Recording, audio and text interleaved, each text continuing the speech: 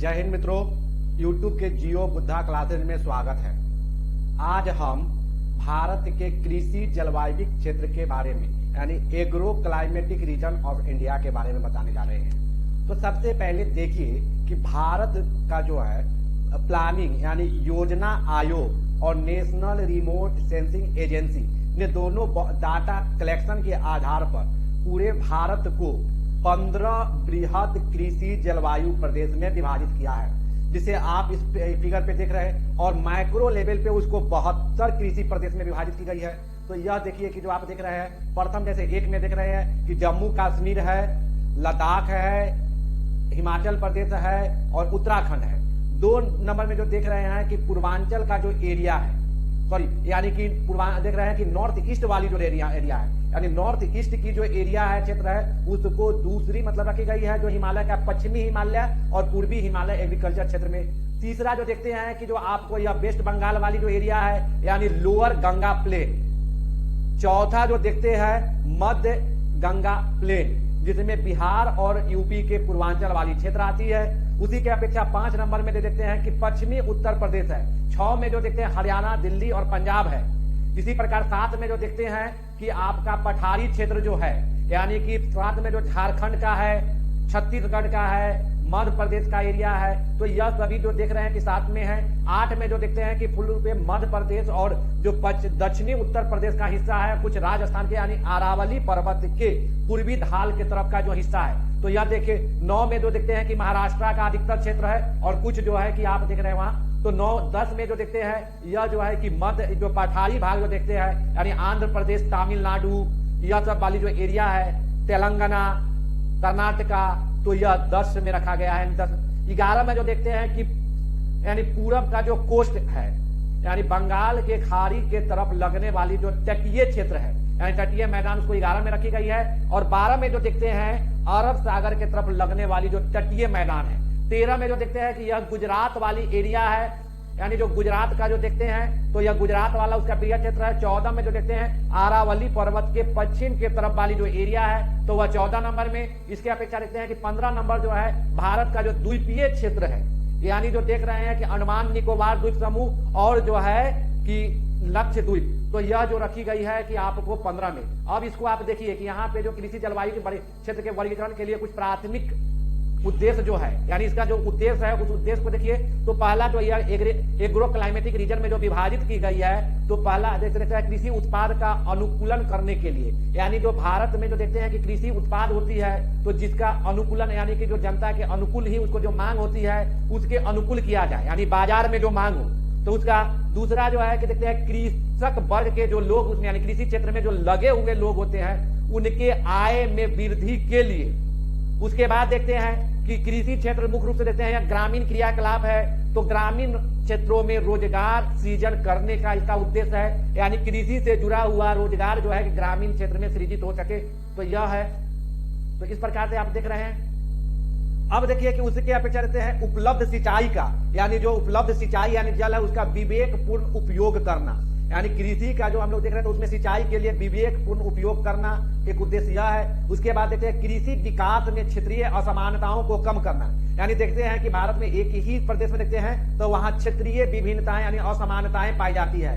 कहीं पे देखते हैं कि प्रति हेक्टेयर उत्पादन अधिक है तो कहीं प्रति हेक्टेयर उत्पादन कम है। किसी क्षेत्र में मजदूर मिलते हैं, किसी क्षेत्र में मजदूर नहीं मिल पाती है। किसी क्षेत्र में देखते हैं कि हाइब्रिड सीड पहुंच पाती है, किसी क्षेत्र में नहीं पहुंच पाती है, जिसके कारण कृषि के विकास में जो होता है असमानताएं उत्पन्न हो जाती है। तो यह सभी असमानताओं को खत्म करने के लिए यानी जो थी उसको लिए यह उसका मुख्य उद्देश्य है। अब देखिए कृषि जलवायु क्षेत्र जैसे देखते हैं तो यहाँ जो देख रहे हैं जो कृषि क्षेत्र है तो उन्हें जो भारत का जो योजना आयोग और नेशनल रिमोट सेंसिंग एजेंसी के द्वारा डाटा कलेक्शन के आधार पे जो उपलब्ध हुआ था उसके आधार पे पूरे भारत को 15 बृहद कृषि प्रदेश में विभाजित किया गया है। इसके अपेक्षा जो देखते हैं कि माइक्रो लेवल छोटे स्तर पे जो है उसको 72 उप क्षेत्रों में विभाजित किया गया है। तो अभी जो हम चर्चा करेंगे वह 15 जो कृषि जलवायु क्षेत्र है उसका। तो देखिए जोन एक, यानी जोन एक जो कृषि क्षेत्र है वह पश्चिमी हिमालय प्रदेश देखते हैं, तो पश्चिमी हिमालय प्रदेश वाली जो एरिया आती है उसको जोन एक में रखा गया है। जैसे देखते हैं कि जम्मू और कश्मीर, उसके बाद देखते हैं लद्दाख का जो क्षेत्र वर्तमान में जो केंद्र शासित प्रदेश देखिए लद्दाख है, उसके अपेक्षा हिमाचल प्रदेश और उत्तराखंड वाली जो क्षेत्र है वह पश्चिमी हिमालय क्षेत्र में रखा गया है। जोन 2 में जो देखते हैं पूर्वी हिमालय क्षेत्र, तो नॉर्थ ईस्ट का जो पूरा रीजन है वह नॉर्थ ईस्ट वाला क्षेत्र, और साथ में जो देखते हैं सिक्किम और पश्चिम बंगाल का जैसे देखते हैं जो दार्जिलिंग है, जलपाईगुड़ी है, कुछ विहार है, अलीपुरद्वार है, तो यह सभी क्षेत्र को जो है कि आपको पूर्वी हिमालय क्षेत्र में यानी जोन 2 में रखी गई है। 3 नंबर में जो देखते हैं वह निचली गंगा का मैदानी क्षेत्र है, यानी 3 में क्या है, निचली गंगा का मैदानी क्षेत्र है, जिसमें पूर्ण रूप में देखते हैं पश्चिम बंगाल वाली जो क्षेत्र देखते हैं, यानी पश्चिम बंगाल का जो क्षेत्र है वह आता है निचली गंगा का यानी लोअर गंगा के मैदान में। 4 में जो देखते हैं मध्य गंगा के मैदानी क्षेत्र है, तो मध्य गंगा के मैदानी क्षेत्र में जो आता है बिहार का पूरा क्षेत्र, भौगोलिक क्षेत्र। इसके साथ साथ देखते हैं यूपी का जो पूर्वांचल वाला एरिया है, तो यह दोनों जो है कि वह मध्य गंगा के मैदानी क्षेत्र में रखी गई है। इसके अपेक्षा 5 में जो देखते हैं ऊपरी गंगा का मैदानी क्षेत्र, तो ऊपरी गंगा के मैदानी क्षेत्र में पश्चिमी उत्तर प्रदेश, इसके अपेक्षा देखते हैं यह क्या है, ऊपरी गंगा के मैदानी क्षेत्र में जो है पश्चिमी उत्तर प्रदेश को रखा गया है। 6 नंबर में जो देखते हैं तो 6 नंबर जो है गंगा के पार का जो मैदानी क्षेत्र है, यानी जो गंगा के पार जो देखते हैं जो मैदानी क्षेत्र है, जैसे पंजाब, हरियाणा, दिल्ली, और जो देखते हैं कि अरावली पर्वत का जो है पूर्वी ढाल के तरफ वाली जो एरिया है उसके जोन 6 में रखा गया है। तो ये आपने देखा जिसको आप कह सकते हैं सिंधु के मैदान के तौर पे, यानी सिंधु नदी का जो देखते हैं उसी की तरह जो 5 नदी की जो मैदान जिसको पंजाब कहा गई, तो यह 6 जोन में रखी गई है। जोन 7 में देखते हैं पूर्वी पठार और पहाड़ी क्षेत्र, जैसे आप महाराष्ट्र वाला है, उत्तर प्रदेश का जो दक्षिणी जो क्षेत्र देखते हैं, जो चंबल वाली एरिया जो है और चित्रकूट वाली जो एरिया है तो उसको रखी गई है। उसी के साथ उड़ीसा का जो पठारी क्षेत्र है, पश्चिम बंगाल वाला जो है पठारी क्षेत्र, पश्चिम बंगाल का थोड़ा सा देखते हैं जो रानी, ये सब जो रानीगंज के आसपास वाली जो क्षेत्र है तो वह इसमें रखी गई है, पठारी जो पश्चिम बंगाल का है तो उसको रखी गई है जोन 7 में। 7 में आपका झारखंड का जो क्षेत्र है। अब देखिए जोन 8 में जो है मध्य पठार, यानी जो पहाड़ी क्षेत्र है, जैसे मध्य प्रदेश का क्षेत्र देखते हैं, उत्तर राजस्थान का जो क्षेत्र देखते हैं, यानी मालवा वाली जो क्षेत्र है वह आ जाती है, और उत्तर प्रदेश का भी कुछ हिस्सा जो है कि आपके जोन 8 में आता है। अब जोन 9 में देखिए, यानी जोन 9 जो है वह पश्चिमी पठार है और पहाड़ी क्षेत्र जैसे देखते हैं, जो महाराष्ट्र वाली क्षेत्र है यानी नागपुर वाली जो क्षेत्र आती है, मध्य प्रदेश का जो दक्षिणी हिस्सा और कुछ राजस्थान वाली क्षेत्र आती है वह पश्चिमी पठारी क्षेत्र में आता है। जोन 10 में देखते हैं तो दक्षिणी पठार और पहाड़ी क्षेत्र जैसे देखते हैं, दक्षिण का जो पठार है जैसे देखते हैं आंध्र प्रदेश है, तेलंगाना का है, कर्नाटक का है, तमिलनाडु का जो पठारी क्षेत्र है, यह सभी जोन 10 में आता है। जोन 11 में देखते हैं तो आपका पूर्वी तट का जो मैदानी क्षेत्र है और कुछ पहाड़ी क्षेत्र जैसे देखते हैं पहाड़ के जो पूरब की तरफ है, यानी पूर्वी घाट का मैदानी क्षेत्र जैसे उड़ीसा, आंध्र प्रदेश, तमिलनाडु, पुडुचेरी वाला जो क्षेत्र है यह मैदानी क्षेत्र हुआ जोन 11 में है। जोन 12 में जो है वह पश्चिमी तट के देखते हैं कि पश्चिमी तट के मैदानी क्षेत्र, यानी पश्चिमी घाट का जो मैदानी है, जिसमें आप देख सकते हैं कि तमिलनाडु का क्षेत्र है, केरला का क्षेत्र है, गोवा का है, कर्नाटका और महाराष्ट्र का क्षेत्र आता है। जोन 13 में जो है गुजरात का जो मैदानी क्षेत्र और पहाड़ी क्षेत्र है, गुजरात वाली जो देखते हैं वह काठियावाड़ जो देखते हैं, कच्छ का रण, यह सभी क्षेत्र आती है जोन 13 में। जोन 14 में देखते हैं कि अरावली पर्वत के पश्चिमी ढाल के तरफ वाली जो ज्योग्राफिकल क्षेत्र है जिसको शुष्क मरुस्थल कहते हैं, तो वह जोन 14 में आती है। जोन 15 में जो देखते हैं वह जो अंडमान निकोबार द्वीप समूह और लक्षद्वीप वाली जो एरिया है यह समूह, तो यह जोन 15 में रखी गई है। इस प्रकार से आपने देखा कि प्लानिंग कमीशन और राष्ट्रीय रिमोट सेंसिंग एजेंसी के द्वारा जो विभाजन की गई है, तो यह 15 जोन में जो बृहद 15 जोनों में भारत का जो पूरे ज्योग्राफिकल क्षेत्र देखते हैं उसको 15 एग्रो क्लाइमेटिक रीजन में विभाजित की गई है। अब इसको समझिए तो देखिए, सबसे पहले देखते हैं पश्चिमी, तो देख रहे हैं तो जो पहले ही हम बता चुके हैं कि पश्चिमी हिमालय क्षेत्र जो है वह कहां पे, तो देख रहे हैं कि जम्मू एंड कश्मीर वाली क्षेत्र, लद्दाख वाली क्षेत्र, हिमाचल प्रदेश वाली क्षेत्र और उत्तराखंड वाली जो क्षेत्र आती है वह पश्चिमी हिमालय क्षेत्र में है। अब यहाँ की कुछ इसकी जो विशेषता है तो उसको देखिए, यानी वहां की जो जलवायु क्षेत्र की विशेषता क्या है। यह पश्चिमी हिमालय क्षेत्र देखते हैं तो यह जो है कि ऊंचा पर्वतीय क्षेत्र है। यहाँ पे जो देखते हैं हिमाचल प्रदेश और कुमायूं, जैसे आप देखते हैं कि यह जो देखिएगा तो यानी कश्मीर हिमालय और कुमायूं हिमालय की जो क्षेत्र आती है वह इसमें इंक्लूड है, सम्मिलित है। यहाँ पे जो देखते हैं रात की समय जो तापमान में या इस प्रकार से मौसम में जो देखते हैं बहुत सारी भिन्नताएं होती है। जैसे गर्मी का मौसम वहां पे देखिएगा तो गर्मी बहुत हल्का पड़ता है। जुलाई के समय वहां का जो तापमान होता है वह 5 डिग्री सेल्सियस से लेकर 30 डिग्री सेल्सियस तक, यानी वहां की तापमान आपने देखा टेम्परेचर क्या है 5 डिग्री से 30 डिग्री सेल्सियस तक है। सर्दी के समय का जो मौसम होती है उस समय की जो तापमान वहां होती है 0 डिग्री सेल्सियस से -4 डिग्री सेल्सियस तक अनुभव की जाती है। कुछ लद्दाख वाली क्षेत्र देते हैं वहां -30 डिग्री सेल्सियस तक भी तापमान होती है। तो इस प्रकार से आपने देखा कि यह तापमान के आधार पे अब उसका देखिए कि औसत वार्षिक वर्षा जो होती है उस क्षेत्र में, तो औसत वार्षिक वर्षा जो वहां होती है वह 150 सेंटीमीटर होती है। यानी पश्चिमी हिमालय वाली जो क्षेत्र है जोन 1 में तो वहां औसत वार्षिक वर्षा 150 सेंटीमीटर है। वनस्पति वहां का जो देखते हैं अंचल यानी पहाड़ी ढलानों पे जो देखते हैं, यानी हिमालय पर्वत के जो दक्षिणी ढाल की तरफ है वह दक्षिणी ढाल की तरफ जो ऊंचाई के साथ वहां वनस्पति से घिरा हुआ वह क्षेत्र है। तो इस प्रकार से देखते हैं यानी घना वनस्पति पाई जाती है।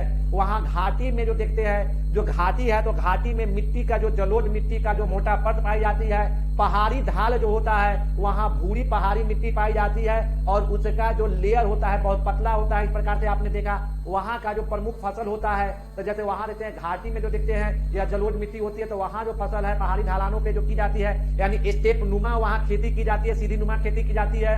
और इस क्षेत्र में जैसे देखते हैं जो गंगा यमुना झेलम चेनाब सतलज और ब्यास का जो क्षेत्र आता है, यानी जो देखते हैं दोआब वाली जो क्षेत्र है तो यह क्षेत्र आती है।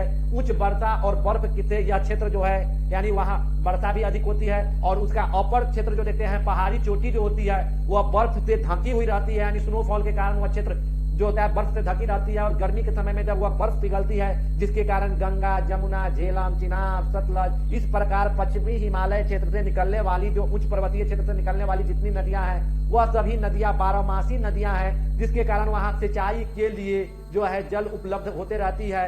तो वहां कुछ नहरें निकालकर सिंचाई की जाती है, यानी खेत तक नहर के माध्यम से यानी नदी पे डैम बनाकर क्या किया गया है कि डैम बनाकर नहर निकाली गई है और नहर के द्वारा खेतों तक पानी पहुंचाई जाती है। और वहां डैम बनाने के कारण बिजली की उत्पादन होती है और वह बिजली जो होता है किसान को पर बिजली जो होती है वह सस्ते दर पे प्रोवाइड की जाती है। इस प्रकार से आपने देखा वहां का प्रमुख खाद्य फसल जो है मक्का गेहूं आलू जौ इस प्रकार की जो फसलें है वह प्रमुख खाद्य फसल है। इसके अपेक्षा जो देखते हैं कि उस क्षेत्र का जो व्यावसायिक फसल है तो वह व्यावसायिक फसल में आप देखते हैं क्या है कि सेब है, नाशपाती है, आपका जो देख रहे हैं कि सेब नाशपाती शीतोष्ण फल है। तो इस प्रकार से आप जो देख रहे हैं कि आपका यह जो हुआ कि यह प्रमुख फल है।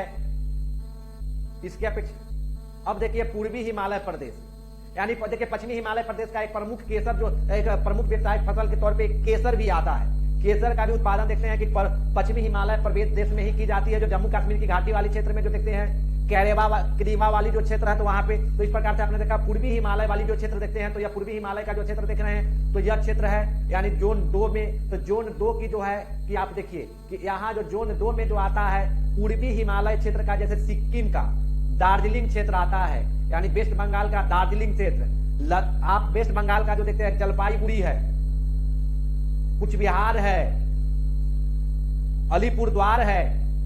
तो यह सभी क्षेत्र जो देखते हैं कि यह वेस्ट बंगाल का है। इसके अपेक्षा अरुणाचल प्रदेश असम, उसके अपेक्षा पहाड़ी क्षेत्र जैसे नागालैंड मेघालय मिजोरम त्रिपुरा यह सभी क्षेत्र जो देखते हैं कि आपको जोन 2 में रखी गई है। जोन 2 की भूमि जो है कि बहुत ही उभर खाबर भूमि है, यानी वहां क्षेत्र में समतल भूमि का अभाव पाई जाती है। यानी उस क्षेत्र में समतल भूमि आपको मिलता कहाँ है तो आपको ब्रह्मपुत्रा नदी का जो मैदानी क्षेत्र है, जो सक्रिय मैदानी क्षेत्र है वहीं पे समतल भूमि मिलती है। और भारत में सबसे अधिक वर्षा अथवा कह सकते हैं दुनिया में सबसे अधिक वर्षा वाली क्षेत्र भी आपको यह जोन 2 में ही है। तो वहां देख रहे हैं वह क्षेत्र घना वन से ढका हुआ है। यह क्षेत्र उपाद्र जलवायु वाली है। यहाँ जो औसत वर्षा होती है 200 सेंटीमीटर से अधिक होती है। और इस क्षेत्र का तापमान जो देखते हैं 25 डिग्री सेल्सियस से 33 डिग्री, यानी जुलाई के महीना में जो देखते हैं 25 डिग्री सेल्सियस से लेकर 33 डिग्री सेल्सियस तक होती है। जनवरी के महीना जो जनवरी देखते हैं तो जनवरी में इसकी जो तापमान होती है वह जनवरी का तापमान जो है 24 डिग्री सेल्सियस है। तो इस प्रकार से आप देख रहे हैं, तो जनवरी का तापमान आपने देखा कि 24 डिग्री सेल्सियस होती है। इसके अपेक्षा देखते हैं कि वह उस क्षेत्र में जो मिट्टी होती है वह भूरी मिट्टी होती है, मोटी स्तरित होती है और कम उपजाऊ वाली, यानी इस क्षेत्र की जो मिट्टी है बहुत ही कम उपजाऊ वाली है। यह क्षेत्र खास करके देखते हैं कि शेड्यूल ट्राइब यानी एसटी का यह क्षेत्र है, जो देखते हैं कि जो शेड्यूल ट्राइब वाली रीजन है, जिसके कारण वहां स्थानांतरित खेती जो होता है प्रचलित है, जिसके कारण वहां कुछ एग्रीकल्चर यानी कुल कृषि क्षेत्र का 1/3 भाग में जो है झूम कृषि की जाती है। यानी उत्तर पूर्व का जो देख रहे हैं यानी जोन 2 में जो स्थानांतरित कृषि होती है उसको झूम कृषि कहते हैं। तो इस प्रकार से यहाँ देखते हैं जो वहां शेड्यूल ट्राइब जो होते हैं तो वो अपने जीविकोपार्जन के लिए वहां झूम की खेती यानी जो देख रहे हैं झूमिंग खेती करते हैं। तो इस प्रकार से आपने यहाँ देखा कि 1/3 है जो हिस्सा यानी झूम खेती के यानी देखते हैं। इस खेती का मतलब यह होता है कि जब तक उसमें उत्पादकता रहती है तब तक वहां वह ट्राइबल्स जो होते हैं खेती करते हैं। जैसे ही उसकी उत्पादकता खत्म हो जाती है तो वह उस क्षेत्र को छोड़कर दूसरे क्षेत्र में चले जाते हैं और वहां खेती प्रारंभ कर देते हैं। तो इसी कृषि पद्धति को जो झूम कृषि कही गई है। तो आपने यह देखा इसके अपेक्षा वहां जो होता है चावल है, आलू यानी खाद्य पदार्थ में देखते हैं कि चावल, आलू, मक्का है, यह सभी जो है कि आपका खाद्य फसल है। व्यवसायिक फसल में वहां देखते हैं यानी कैश क्रॉप्स में जो उस क्षेत्र में चाय की कृषि बहुत प्रमुख है, यानी उस क्षेत्र का व्यवसायिक प्रमुख फसल कौन है? चाय है। इसके अपेक्षा वहां देखते हैं नारंगी की खेती होती है, अनानास की खेती होती है, जिसको अनानास की खेती है, चना की खेती और चीनी के मतलब की चना होती है, लीची होती है, यह सभी देखते हैं। तो यह सभी जो देखते हैं कि वह उस क्षेत्र की प्रमुख कृषि है। इसके अपेक्षा देखिए जोन 5 जो देख रहे हैं यानी ऊपरी गंगा का मैदानी क्षेत्र है, यानी जोन 5 जो देख रहे हैं वो जो ऊपरी गंगा का मैदानी क्षेत्र है। तो अब इसका देखिए इसकी विशेषता क्या है। तो जोन 5 में जो देखते हैं ऊपरी गंगा की जो मैदानी क्षेत्र है तो यह क्षेत्र जो है पूर्ण रूप में देखते हैं कि पश्चिमी उत्तर प्रदेश का जो भाग आता है वह इसमें सम्मिलित है। और यहाँ की जलवायु जो है उप आर्द्र है, यानी यह महाद्वीपीय जलवायु है। यानी वह क्षेत्र जो पश्चिमी जोन जो देखते हैं वह समुद्री क्षेत्र से बहुत दूर है। इसमें यहाँ पे जो जुलाई महीने का तापमान जो होती है वह 26 डिग्री सेल्सियस से लेके 41 डिग्री सेल्सियस के बीच होती है। यानी यह क्षेत्र जो है उमस वाली क्षेत्र। और जनवरी महीने का तापमान जो होता है 7 डिग्री से लेके 23 डिग्री सेल्सियस के बीच होती है। और यहाँ वार्षिक औसत वर्षा जो होता है वह 75 सेंटीमीटर से लेके 150 सेंटीमीटर के बीच होती है। यहाँ की मिट्टी जो होती है वह मिट्टी जो है दोमट मिट्टी है, यानी बालुई मिट्टी जो कहते हैं चिकनी और जो है यानी जलोढ़ या दोनों की मिली हुई यानी दोमट मिट्टी है, बालुई दोमट मिट्टी है। इसमें सिंचाई का प्रतिशत जो है कि सिंचाई की गहनता जो देखते हैं 131% तक है। और यहाँ फसल की जो सघनता जो देखते हैं वह 144% तक है। इसका मतलब यह पता चलता है कि इस क्षेत्र का कुछ ऐसा भी कृषि क्षेत्र है जिसमें एक वर्ष में ही 1 से अधिक फसलें उपजाई जाती है। इस क्षेत्र में सिंचाई के लिए प्रमुख जो है नहर है, नलकूप है और कुआं के द्वारा इस क्षेत्र में सिंचाई की जाती है। यह गहन कृषि क्षेत्र है। यहाँ का प्रमुख कृषि जो खाद्य फसल देखते हैं गेहूं और चावल, और क्या है बाजरा, मक्का, चना, जौ, तिलहन, दलहन, यह सभी फसल जो है प्रमुख खाद्य फसल है। इसके अपेक्षा जो यहाँ की व्यावसायिक फसल देखते हैं जैसे गन्ना, कपास, यह सभी फसल जो है कि आपका इस क्षेत्र का प्रमुख व्यावसायिक फसल है। तो इस प्रकार से आपने देखा जोन 5 का। अब जोन 3 में देखिए जो मध्य गंगा का मैदानी क्षेत्र है। तो मध्य गंगा के मैदानी क्षेत्र को देखिए, मध्य गंगा के मैदानी क्षेत्र जो है इसमें जो होता है यानी उत्तर प्रदेश का जो पूर्वांचल वाली हिस्सा है और बिहार का जो क्षेत्र देखते हैं यानी संपूर्ण बिहार, यानी वर्तमान में जो बिहार देख रहे हैं यानी बिहार का 38वां जिला जो है कि आपका मध्य गंगा के मैदानी क्षेत्र में आता है। यह क्षेत्र उपजाऊ जलोढ़ मिट्टी से ढका हुआ है, यानी इस क्षेत्र में जो है बहुत ही गहराई तक जो है कि जलोढ़ मृदा पाई जाती है। और इस क्षेत्र से गंगा की बहुत सारी नदियां यानी सहायक नदी प्रवाहित होती है, जिसके कारण इस क्षेत्र में द्वाब भी पाया जाता है। यानी जो देखते हैं कि जो बहुत द्वाब है और द्वाब के क्षेत्र में जो होती है कृषि बहुत ही विकसित अवस्था में पाई जाती है। तो यह आपने देखा। अब यहाँ का जो तापमान जो देखते हैं जुलाई के महीना का औसत तापमान जो होता है 26 डिग्री सेल्सियस से लेके 41 डिग्री सेल्सियस। और जनवरी के महीना में यहाँ का तापमान 9 डिग्री सेल्सियस से लेके 24 डिग्री सेल्सियस के बीच रहता है। और वार्षिक वर्षा की मात्रा जो होती है वह 100 सेंटीमीटर से लेकर 200 सेंटीमीटर के बीच होता है। यानी गंगा प्लेन में जैसे जैसे हम पूरब की तरफ बढ़ते हैं वैसे वैसे वर्षा की मात्रा में बढ़ती जाती है। तो आपने यह देखा मध्य गंगा के मैदान में क्या है, 100 से लेकर 200 सेंटीमीटर तक वर्षा होती है। इस क्षेत्र में की जो नदियां हैं वह जो उत्तर के तरफ से आने वाली जितनी भी नदियां हैं वह सभी नदियां बारहमासी नदियां हैं, यानी कि जो हिमालय रीजन से जो प्रवाहित होती है। लेकिन प्रायद्वीपीय पठार से प्रवाहित होने वाली नदियां जब इस क्षेत्र में प्रवेश करती है वह नदी जो होती है मौसमी होती है। इसलिए यहाँ देख रहे हैं इस सतह में जो है, यहाँ पे जो देखते हैं इस सरफेस में भूजल का आपार भंडार पाई जाती है। यानी देखते हैं कि भारत में जो चौर वाली जो एरिया है, यानी जो जहाँ पे वाटर यानी जो जल संग्रह जो कह सकते हैं कि जो ग्रामीण क्षेत्र में जो निचली भूमि होती है उसे चौर कहते हैं, और चौर वाली क्षेत्र होता है कि जल से भरी रहती है। इसके कारण यहाँ जो देखते हैं कि अपार जल संसाधन की जो है, और यह जिसके कारण अंडरग्राउंड यानी पानी रिस कर जो नीचे जाती है तो वाटर लेवल को भी हाई कर देती है, जिसके कारण इस क्षेत्र का जो है नलकूप, कुआं, नहरों के माध्यम से जो है इसमें सिंचाई की जाती है। यानी कि नदी से जो है कि नहर निकाल दी गई है और उस नहर के द्वारा जो है कि खेतों तक पानी पहुंचाई जाती है। वर्तमान में जैसे देखते हैं बिहार सरकार बिजली की सप्लाई अब खेत तक कर दी है, जिसके कारण बिहार में सिंचाई के दृष्टिकोण से बहुत तीव्र गति से विकास हुई है। हर खेत तक देखते हैं कि बिजली की तार पहुंच गई है, जिसके कारण आप देखिए कि बिहार में नलकूपों से सिंचाई में जो है बेतहाशा वृद्धि हुआ है। तो यह आपने देखा, इसकी अपेक्षा यहाँ का जो प्रमुख फसल है वह खरीफ के मौसम में जो होता है चावल, मक्का और बाजरा की खेती होती है। और रबी जो फसल के तौर पे देखते हैं कि यहाँ गेहूं, चना, जौ, मटर, सरसों, आलू यह सब प्रमुख खाद्य फसल के तौर पे है। इसके अपेक्षा इस क्षेत्र की व्यावसायिक फसल के तौर पे आप देख सकते हैं जैसे गन्ना है, तंबाकू है, केला, फ्रूट में देखते हैं केला है, केला का बागान जैसे हाजीपुर में देखते हैं केला जो है फेमस है, मुजफ्फरपुर का लीची है। तो यह सभी क्षेत्र जो देखते हैं कि यह वेबसाइट में जो देखे इस प्रकार से देख रहे हैं। जैसे तंबाकू जो देखते हैं, जो लोग तंबाकू जिसको खाते हैं रगड़ के जिसमें देखते हैं, तो वह तंबाकू देखिएगा तो इसी प्लेन में आपको मिलता है। यानी वैशाली, मुजफ्फरपुर और समस्तीपुर वाली जो एरिया है यह जो है तंबाकू के उत्पादन में प्रमुख है। तो इस प्रकार से आपने इस क्षेत्र का वेबसाइट भी देखा। गन्ना का क्षेत्र देखते हैं तो आपको जैसे कि पूर्वांचल में आपके बिहार का जो देखते हैं तराई वाली जो क्षेत्र है वहां अभी भी गन्ना की खेती हो रही है। लेकिन वर्तमान में जो चीनी मिल हम लोग देखते हैं तो यह चीनी मिल जो है कि पश्चिम यानी दक्षिण की तरफ शिफ्ट करते जा रही है, क्योंकि यहाँ की जलवायु जो है चीनी मिल यानी कि गन्ना के प्रतिकूल होते जा रही है, जिसके कारण अब देखिएगा चीनी उत्पादन जो है कि आपको पश्चिम की तरफ यानी दक्षिण की तरफ शिफ्ट करते जाती है। तो यह देखिए, तो इसके अपेक्षा आप देखिए कि लोअर गंगा प्लेन है, यानी लोअर गंगा प्लेन आप देख रहे हैं यह वाली जो एरिया है, तो लोअर गंगा प्लेन में जो देखते हैं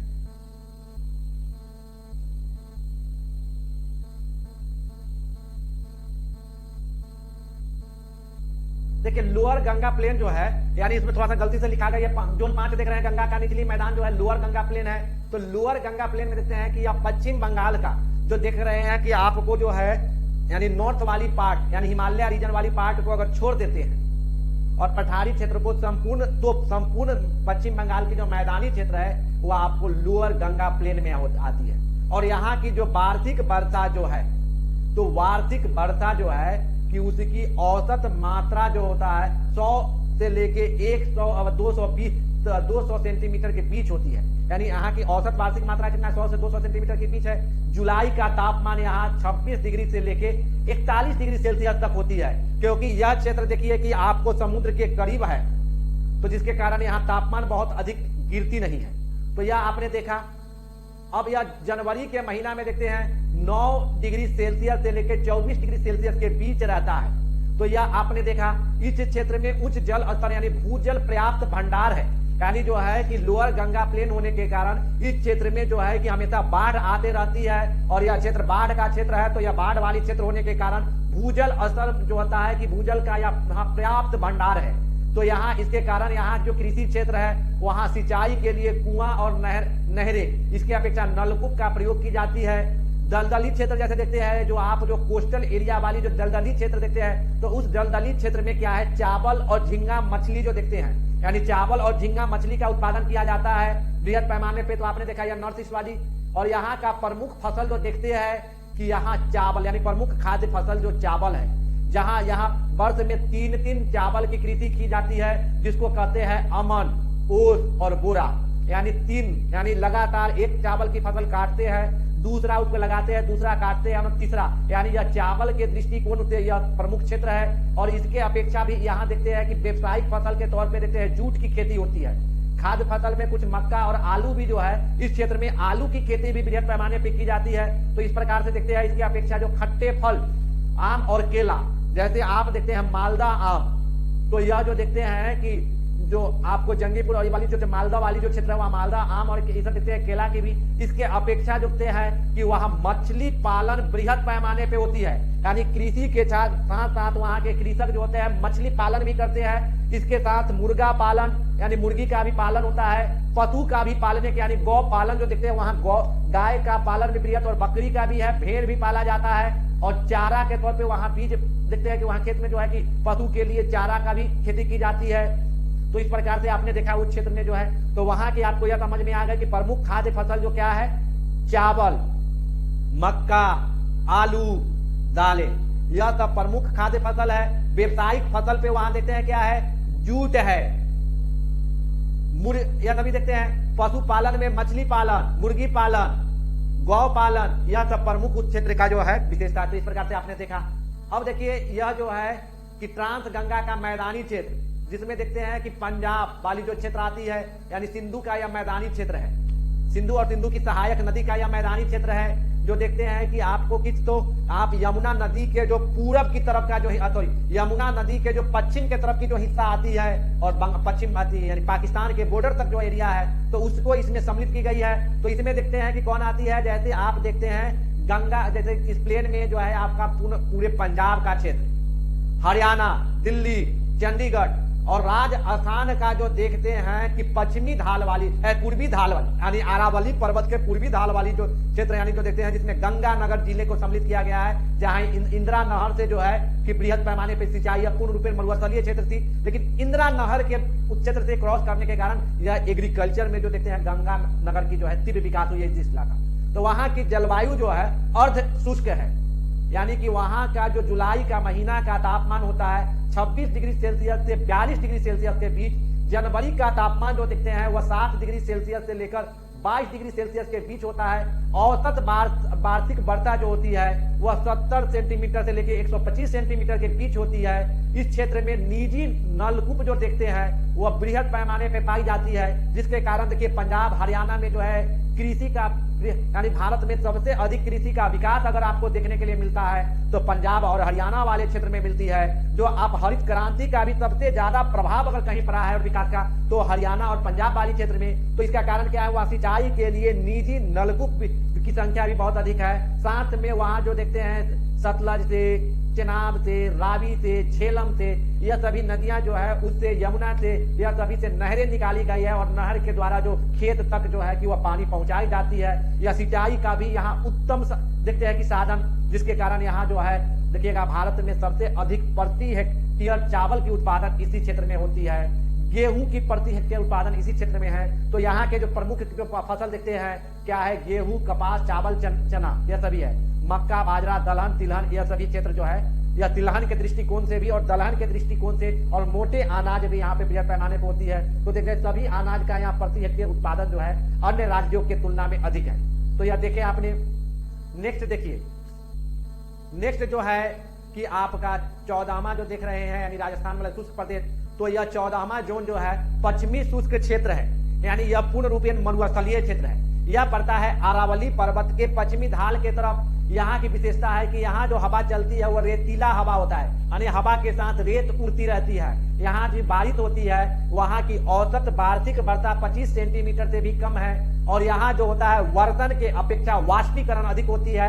वर्तन के अपेक्षा वाष्पीकरण अधिक होने के कारण यह क्षेत्र पूर्ण रूपेण जो है मरुस्थल में तब्दील हो गई है। यहाँ का जो तापमान जो देखते हैं जून के महीना का, यानी जुलाई जो देखते हैं, जून जुलाई के जो महीने के तापमान है वह 28 डिग्री सेल्सियस से 45 डिग्री सेल्सियस तक हो जाती है। जनवरी के महीना में यहाँ तापमान जो देखते हैं 5 डिग्री सेल्सियस से लेकर 22 डिग्री सेल्सियस तक होती है।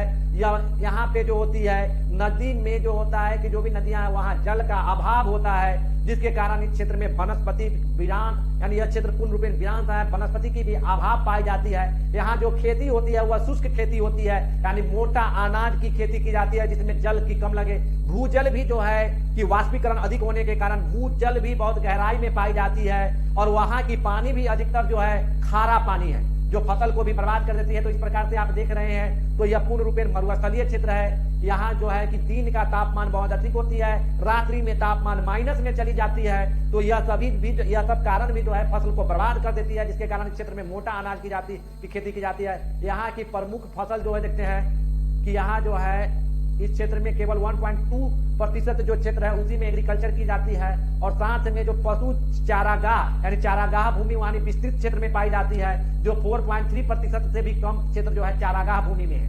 और देखते हैं कृषि योग्य अवशिष्ट जो पड़ती भूमि है, यानी जो उत्सर भूमि होने के कारण पानी का अभाव होने के कारण कृषि योग्य भूमि जो है वह उसका 42% हिस्सा में जो होता है कृषि नहीं कर पाते हैं लोग। यहाँ देखते हैं कि क्या सिंचाई का अभाव है, केवल जो देखते हैं बुआई का केवल 6.3%, यानी जितने क्षेत्र में वहां बुआई होती है उसके मात्र 6.3 क्षेत्र में ही जो है सिंचाई की व्यवस्था है, जबकि भौगोलिक क्षेत्र जो देखते हैं उसका 44 पॉइंट कितना है। जो उसका जो एग्रीकल्चर देखते हैं जितनी हम लोग जो सिंचाई वहां होती है तो उसका मात्र 6.3% जो है उसी क्षेत्र में सिंचाई होती है कुल बुआई का।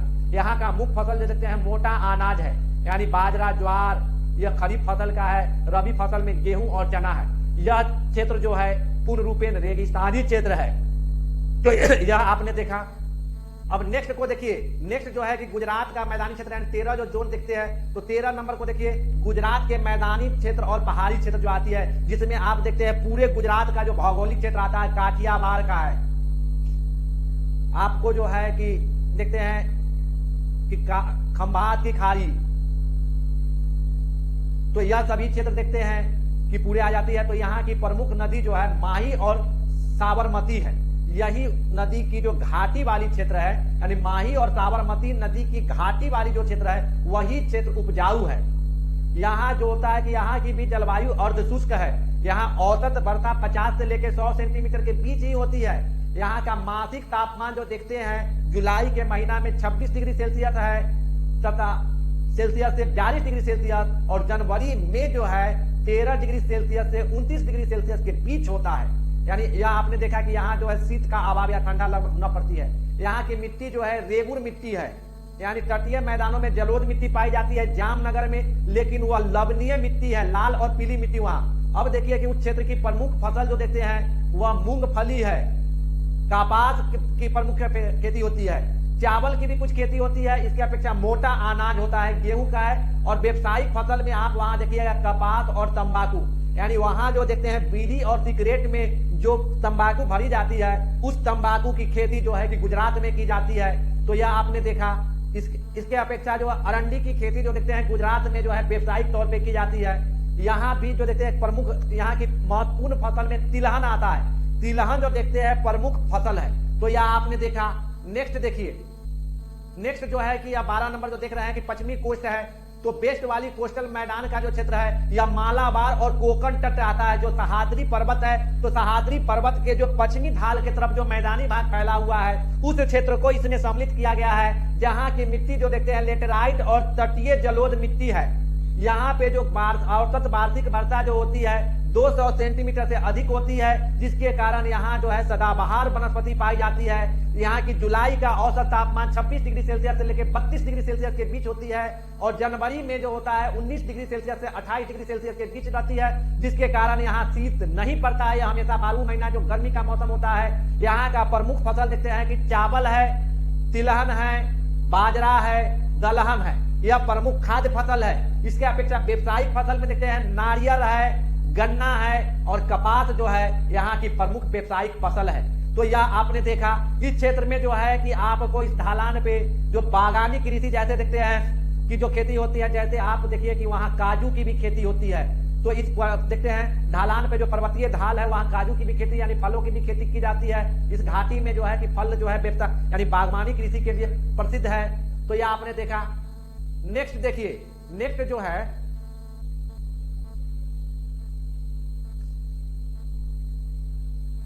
तो नेक्स्ट आप देख रहे हैं, तो नेक्स्ट आप देखिए पूर्वी तटीय मैदान है।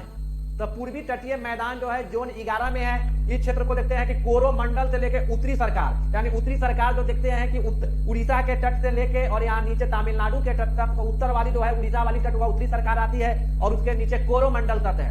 यह संपूर्ण पूर्वी तटीय मैदान इसमें आती है। यहाँ की जलवायु उपाद्र है, समुद्री है। इसमें मई और जनवरी का जो देखते हैं, मई का तापमान जो होता है 26 डिग्री सेल्सियस से लेकर 32 डिग्री सेल्सियस होती है और जनवरी का तापमान जो देखते हैं 20 डिग्री सेल्सियस से 29 डिग्री सेल्सियस तक होती है। यानी यहाँ भी जो देखते हैं कि शीतकाल का अभाव पाई जाती है। यहाँ का औसत वार्षिक वर्षा जो है वह 75 से लेकर 150 सेंटीमीटर तक है। और यहाँ जो मिट्टी होता है वह बहुत ही उपजाऊ मिट्टी है, यानी जलोढ़ मिट्टी है, दोमट मिट्टी है और मिट्टी जो है क्षारीय मिट्टी भी देखते हैं, लेटराइट मिट्टी भी पाई जाती है। यहाँ मिट्टी का जो देखते हैं कि क्षरण की जो समस्या बहुत ही खतरनाक है, यानी नदी जो होती है, वर्षा होती है तो वहां क्या होता है, फर्टाइल मिट्टी का यह क्षरण करके यानी काट कर या समुद्र में पहुंचाई दे देती है, तो जिसके कारण यह मिट्टी क्षरण की समस्या से ग्रसित क्षेत्र है। इस क्षेत्र में चावल का कृषि जो होता है 20.3% क्षेत्र में, यानी कुल उसके जो क्षेत्र है उसका 20.33% में जो चावल की मूंगफली का उत्पादन जो होता है 17.05% में होती है। और यहाँ चावल, जूट, यानी जो जूट का भी उत्पादन होता है, तंबाकू, यानी आंध्र प्रदेश वाली जो क्षेत्र देते हैं और तेलंगाना का जो क्षेत्र है वहां तंबाकू की खेती भी होती है।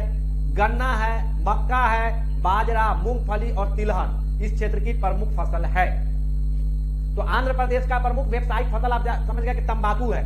चावल पूरे इस क्षेत्र का है, मक्का भी और बाजरा भी। तो इस प्रकार से आपने देखा। अब देखिए मध्य का पठारी भाग है।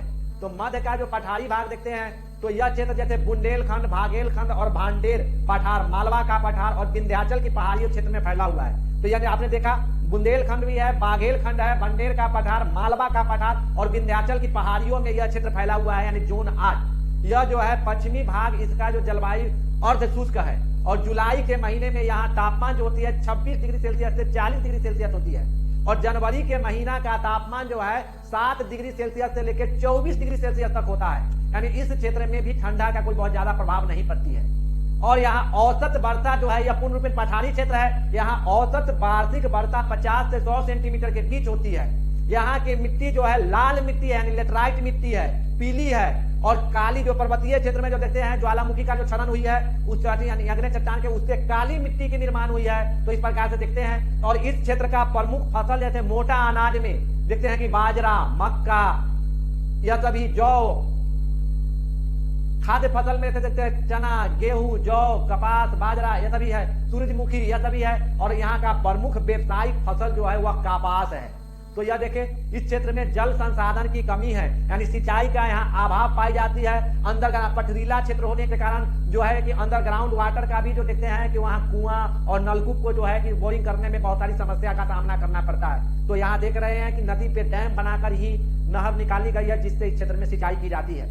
नेक्स्ट देखिए, नेक्स्ट है पश्चिम का जो पठारी देखते हैं जो 9 नंबर जोन में रखी गई है। तो 9 जो नंबर जोन है, यह 9 नंबर जोन जो है इसमें मालवा का पठार का दक्षिणी भाग, यानी मालवा पठार का दक्षिणी भाग और दक्कन का पठार जो महाराष्ट्र क्षेत्र में यानी नागपुर वाली जो क्षेत्र में सम्मिलित है, तो उस क्षेत्र का यह पूरा जो देखते हैं कि जोन 9 में रखी गई है। यहाँ की मिट्टी जो है काली मिट्टी है और यहाँ जो होता है कि जनवरी का तापमान जो देखते हैं 24 डिग्री सेल्सियस से लेकर जुलाई का तापमान जो देखते हैं 24 डिग्री सेल्सियस से लेकर 41 डिग्री सेल्सियस तक होती है। जनवरी का तापमान 6 डिग्री से लेकर 23 डिग्री सेल्सियस के बीच होती है और यहाँ वर्षा बहुत कम होती है। औसत वार्षिक वर्षा जो होता है 25 से 75 सेंटीमीटर के बीच होता है। यहाँ शुद्ध बोया गया क्षेत्र जो है वह 65% है, यानी इस क्षेत्र में जो पूरे एग्रीकल्चर क्षेत्र है उसका शुद्ध बोया गया क्षेत्र जो आता है वह 65% है। यहाँ वन केवल जो 11% क्षेत्र पे कब्जा किया हुआ है, यानी इस क्षेत्र में जो वन वाली जो क्षेत्र है वह 11% है और केवल 12.4% क्षेत्र में ही सिंचाई की व्यवस्था है, यानी शुद्ध बोए गए क्षेत्र का 12.4% क्षेत्र में ही सिंचाई की उपलब्ध हो पाती है। तो यहाँ पे देखिएगा ड्रिप, यानी जो होता है कि ड्रिप सिंचाई, इरिगेशन जो है बहुत प्रचलित इरिगेशन है। यहाँ की प्रमुख फसल खाद्य फसल में रहते हैं मोटा अनाज है, इसकी अपेक्षा चावल है, जैसे ज्वार, बाजरा, चावल, गेहूं, चना, दाल, आलू, मूंगफली, तिलहन, प्याज, यह सभी इस क्षेत्र का। जैसे नागपुर वाली जो क्षेत्र देते हैं तो वहां क्या है तिलहन प्याज की खेती बृहद पैमाने पर होती है। इसके अपेक्षा व्यावसायिक फसल में देखते हैं कपास है, गन्ना है, संतरे है, अंगूर है, केला है। तो यह सभी नागपुर वाली जो क्षेत्र देखते हैं उस क्षेत्र में यह व्यावसायिक फसल के तौर पे इसकी खेती की जाती है। तो यह आपने देखा। अब नेक्स्ट देखिए, नेक्स्ट 10 नंबर जो देखते हैं तो 10 नंबर में दक्षिण का पठार और पहाड़ी क्षेत्र है, जिसमें दक्षिण में जैसे महाराष्ट्र का कुछ क्षेत्र आता है, कर्नाटका का बड़ा क्षेत्र आता है, पश्चिमी आंध्र प्रदेश है और उत्तरी तमिलनाडु का क्षेत्र सम्मिलित की गई है। इस क्षेत्र में जो जुलाई यानी 16 फिल्म जो देखे हैं जो जहां रिलीज की गई जिस क्षेत्र में, तो यही दक्षिणी पठारी जो यानी कि जून 10 वाली क्षेत्र में आती है। यहाँ का जुलाई माह का तापमान जो होता है 26 डिग्री सेल्सियस से 42 डिग्री सेल्सियस के बीच होता है। जनवरी माह का तापमान 13 से 21 डिग्री सेल्सियस के बीच रहता है। इसके कारण क्या यहाँ ठंडा नहीं पड़ती है और यहाँ का वार्षिक वर्षा 50 से लेकर 100 सेंटीमीटर के बीच रहता है। यहाँ का जलवायु जो है अर्ध शुष्क है, जिसमें केवल 50% ही खेती की जाती है, यानी कि वहाँ के जो पूरे जो एग्रीकल्चर लैंड है सिर्फ उसके 50% भाग में ही खेती की जाती है। 81% शुष्क भूमि पर खेती होती है, यानी जितनी शुष्क भूमि है उसके 81% हिस्सा पे कृषि कार्य होती है। और फसल की गहनता जो देखते हैं वह आपको 111% है, यानी कम मूल्य के अनाज और मोटे जैसे बाजरा की खेती वहां पे होती है। इसके अपेक्षा जो देखते हैं कि वह पठारी भाग है जहां पे बागानी कृषि जैसे देखते हैं कि कॉफी का है, चाय का है, इलायची का है, काजू की, यह सभी खेती जो है व्यवसायिक खेती की जाती है कर्नाटक की पहाड़ी ढाल पर। तो यह आपने देखा। इसके अपेक्षा देखिए कि अब नेक्स्ट जो है वह आपका है पूरब पठार और पहाड़ी क्षेत्र। तो पूरब के पहाड़ और पठारी क्षेत्र जोन 7 में है। इसमें देखते हैं छोटा नागपुर यानी झारखंड वाली जो क्षेत्र देखते हैं, राजमहल की पहाड़ी, छत्तीसगढ़ के मैदान वाले जो दंडकारण्य शामिल है, यह सभी क्षेत्र जो आता है कि जोन 7 में आता है। और इस क्षेत्र में जुलाई का तापमान 26 डिग्री सेल्सियस से लेकर 34 डिग्री सेल्सियस तक है और जनवरी का तापमान जो 10 डिग्री से 27 डिग्री सेल्सियस के बीच रहता है। यानी यह क्षेत्र देखिएगा कर्क रेखा के दक्षिण में है। यहाँ का औसत वार्षिक वर्षा 80 से लेकर 150 सेंटीमीटर होती है। और यहाँ की मिट्टी जो है लेटराइट मिट्टी यानी लाल मिट्टी और पीली रंग की मिट्टी है, जिसमें लेटराइट यानी जलोढ़ के सामायिक यानी बहुत सारी जलोढ़ मिट्टी भी उसमें समाहित हो गई है। तो इस प्रकार से देखते हैं यहाँ की प्रमुख मिट्टी क्या है, लेटराइट मिट्टी है। और यहाँ पठारी संरचना गैर बारह, इसमें जो नदी प्रवाहित होती है वह नदी जो होती है मौसमी होती है, जिसके कारण इस क्षेत्र में जल संसाधन की अभाव पाई जाती है। तो इस नदी पे डैम बनाकर बड़े बड़े क्षेत्र में जो है जल को संरक्षित यानी बारिश के मौसम वाली जो जल होती है उसको नहर बना के और जो है डैम बना के जो है सुरक्षित जल क्षेत्र का जो है संसाधन के रूप में रखी गई है। जैसे देखते हैं यहाँ पे जो है यहाँ की प्रमुख कृषि जो है जिसका खेती होती है चावल, बाजरा, मक्का, तिलहन, रागी, चना, आलू जैसे फसल होती है। तो यह आपने देखा प्रमुख या खाद्य फसल के तौर पे ही है। इसके अपेक्षा आप देखते हैं कि अब देखिए कि आपका जो है कि यह कोस्ट मतलब कि द्वीपीय समूह वाला जो क्या है लक्षद्वीप और अंडमान निकोबार द्वीप समूह वाला जो है 15 जोन में रखी गई है। तो यह जो है अंडमान निकोबार और लक्षद्वीप जो आता है वह इसमें सम्मिलित की गई है। यह यहाँ जो देखते हैं यह भूमध्य रेखा के करीब वाली जो है और जिसके कारण यहाँ जो है वार्षिक वर्षा 300 सेंटीमीटर के समकक्ष होती है। पोर्ट बेलियर का जो औसत जुलाई का तापमान यानी अंडमान निकोबार का जो पोर्ट बेलियर है वहां जुलाई का औसत तापमान 30 डिग्री सेल्सियस से 25 डिग्री सेल्सियस होती है। और जनवरी में भी यहाँ तापमान में बहुत ज्यादा अंतर ह्रास नहीं होती क्योंकि यहाँ की जलवायु की स्थिति समुद्रीय है। और यहाँ मिट्टी जो होती है रेतीली मिट्टी है और घाटी में निचले ढलाने पे वहां जो पर्वतीय क्षेत्र है वहां दोमट मिट्टी पाई जाती है।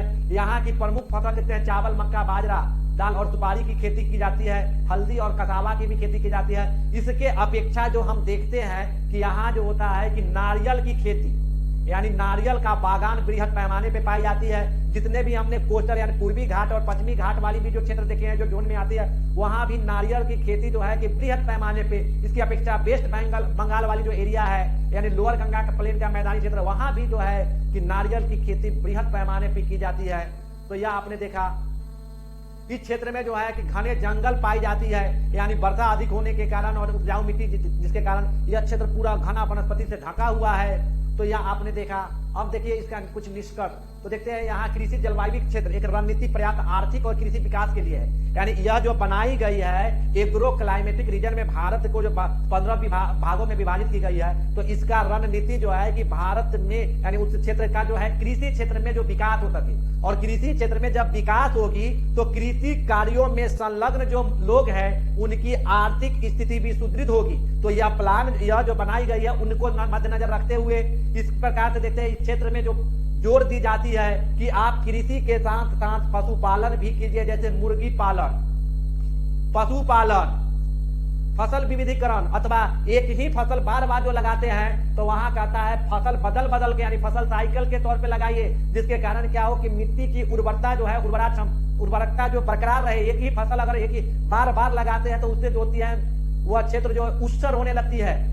इसलिए कहता है कि फसल का रोटेशन होते रहना चाहिए।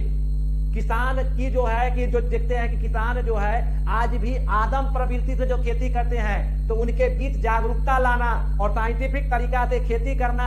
कृषि के क्षेत्र में जो बीज का खपत होता है वह बीज जो है हाईटेक बीज यानी जो मतलब देखते हैं कि आपको जो हाइब्रिड सीड जो होती है जो अधिक उत्पादकता देने वाली उसका प्रचलन में वृद्धि करना। इस प्रकार से देखते हैं किसान को जो है सामाजिक और आर्थिक विकास के लिए आगे उसको अग्रसित करना, साथ में उनको जो है कि कृषि के प्रति उसके महत्व और कैसे उसका व्यवसाय किया जाए, यानी जीवन निर्वहन कृषि की अपेक्षा उस कृषि का जो क्या है अर्निंग के लिए भी यानी कि उससे कुछ आय हो सके, इस पे जोर दी जाती है। यही इसका मुख्य उद्देश्य है, यानी कृषि आधारित उद्योग का विकास करना। जैसे चीनी मिल पे के जो है कि मल्टीपर्पज आप देखते हैं, गन्ना का से जो है आपको कपास पे जो है कि उसकी अपेक्षा जो देखते हैं कि जूट है, तो यह सभी जो है कि बहुत सारी उस पे जो है जो फसल का जो अपशिष्ट पदार्थ होता है उससे उद्योगों का बढ़ावा देना। उस प्रकार से देखते हैं जैविक खाद, और ये जो देखते हैं कि जो कृषि क्षेत्र में जो उर्वरकता का जो अनियमितता है, यानी किसी जगह देखते हैं कि बहुत कहीं, तो उसको एक संतुलित में लाना, यानी कृषक भूमि की जितनी उर्वरकता की जरूरत है उतना उसके समकक्ष उसको लाना। इस प्रकार देखते हैं कौन सी खाद उसमें जैविक रासायनिक खाद का प्रयोग जो होता है कितना मात्रा में किया जाए, इस पे अधिक जोर दी गई है। तो यह इसका उद्देश्य यह है। अब इसके अपेक्षा जो देखते हैं कि कृषि जलवायु परिवर्तन कई घटक इसके कई चर होते हैं। जैसे यहाँ खेती जो की जाती है अब उस पर जोर दी जाती है कि आप खेती जो कीजिए वैज्ञानिक सिद्धांतों यानी वैज्ञानिक पद्धति के आधार पे। पहले जैसे देखते हैं कि पहले खेत में लोग धान लेके जाते थे और छिड़क के चले आते थे, और उसके बाद जो है समय जो है गिराने के लिए और फिर काटने के लिए जाते थे। लेकिन अब जो साइंटिफिक तरीका से जो देखते हैं कि किसी विधि से जो धान की खेती की जाती है उससे प्रति हेक्टेयर उत्पादन में वृद्धि हुई है। इसी प्रकार जो देखते हैं कि क्या है साइंटिफिक खेती, आज जो देखते हैं कि सब्जी की खेती जो देखते हैं साइंटिफिक तरीका से की जाती है, तो वहां भी उत्पादन देखिए कि बृहद पैमाने पर हो रही है। दलहन तिलहन और ये सभी क्षेत्र में की जा रही है साइंटिफिक।